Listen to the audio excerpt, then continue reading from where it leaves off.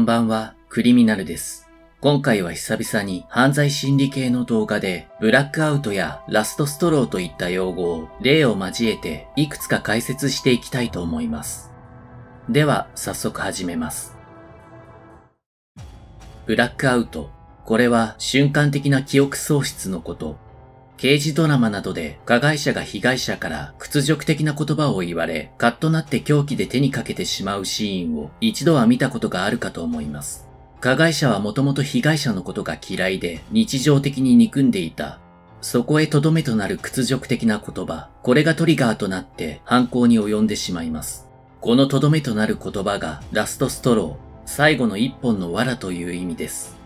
大量の藁を運ばされていたロバ。そこへたった一本の藁を追加したことでロバは潰れてしまった。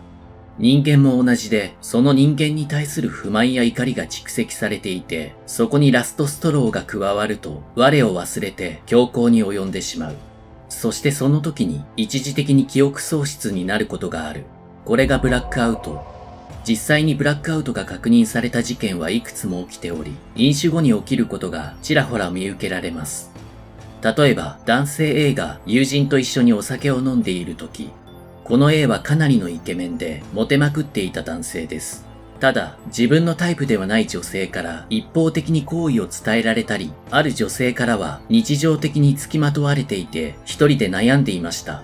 この女性ストーカーは A にしつこく付きまとい、電話も何度もかけていた。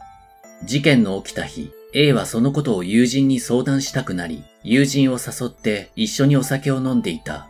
そこへその女性ストーカーが現れ、また一方的に好意を伝えてきた。カチンときた A は、もう付きまとうな、警察に言うぞ、と罵声を浴びせました。すると女性ストーカーは、反省して謝罪するどころか、A を責め立てるような言動をした。ここで A の怒りは臨界点に達し、ブラックアウトを起こしてしまった。気づくと A は病院のベッドに横たわっていた。実は A は女性ストーカーをアイスピックで何回も刺し、最後に自分の手首を切っていたのだ。ただ A はこのことは全く覚えていなかった。また、こんな例もあります。ある夫婦がいました。夫は宗教にハマっていた妻のことをよく思っていませんでした。宗教団体から抜けるように夫は説得しますが、妻は言うことを聞かない。次第に夫婦仲は悪化し、口論ばかりするようになった。そこで夫は仲直りしようと、一緒にお酒を飲みに行こうと誘った。その後二人は居酒屋に行き、酔っ払って家に帰った。夫の記憶はそこまでしかない。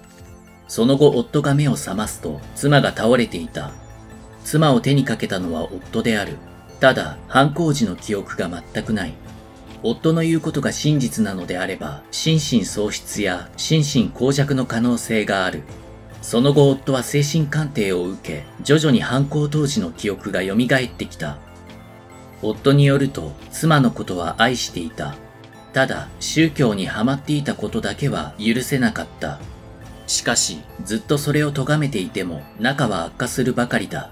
許そうと思っていた。あの日、仲直りしようと思って一緒にお酒を飲みに行って酔っ払って帰宅した時、私は妻を殴り首を絞めていた。自分では許したつもりだったんですが、心の奥底では許していなかったんです。このことを犯行動機の二重登録という。夫は妻を許し愛していたという気持ちには偽りはなかった。ただ彼の潜在意識の中には妻を憎み罰したいという気持ちが渦巻いていたのだ。他にも無意識のうちに娘を刺してしまった父親の例もある。事件の日、父親は午前5時に起床し、その後車で外出、そして午前11時頃に帰宅、早めの昼食をとった。家には娘がいた。娘は大病を患っていたらしい。そして気がつくと父親は血まみれの包丁を持って台所に立っていた。何が起きたか自分ではさっぱりわからない。あたりを見回すと娘が倒れていた。この父親が娘を刺したのだ。その後父親は自ら命を絶とうとしたが失敗に終わっている。このケースは精神的視野狭窄というもので強い葛藤によって生まれる情動行為。この父親は病を抱えた娘への苦悩が不意に激しく燃え上がり、殺人衝動に駆られてしまったのだ。参考資料には今挙げた例の加害者が罪に問われたかどうかは書かれていませんでした。刑法には次のような規定があります。心神喪失者の行為は罰しない。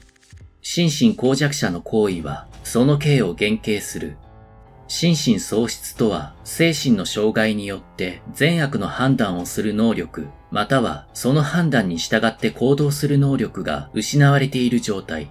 心神耗弱とはそうした能力が著しく障害されている状態のことを言う。刑法にはこう定められていますが、こうした規定に違和感を覚える方も多く存在するのが現実です。最後に没個性化をご紹介します。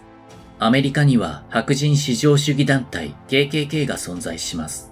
映画ミシシッピバーニングでは普段気弱で黒人に対し何も言えないような白人が白い三角頭巾をかぶった途端、黒人を木に吊るしたり黒人が集まる教会に火を放ったりします。なぜ白い三角頭巾をかぶった途端に凶暴化してしまうのか。1979年にアメリカの心理学者ジョンソンとダウニングが行ったこんな実験があります。数十名の女子学生の半分に KKK のコスチュームを、もう半分には看護婦のユニフォームを着用させます。そしてグループごとにボタンが並んだテーブルに座らせ、こう説明します。今、あなたたちの前には学習実験のために集められた被験者が集まっています。被験者に問題を出題しますので、間違えたらボタンを押して電流を流してください。電流の強さは6段階あります。ちなみに被験者には実際には電流は流れておらず流されたふりをします。もちろんこの実験には別の目的がある。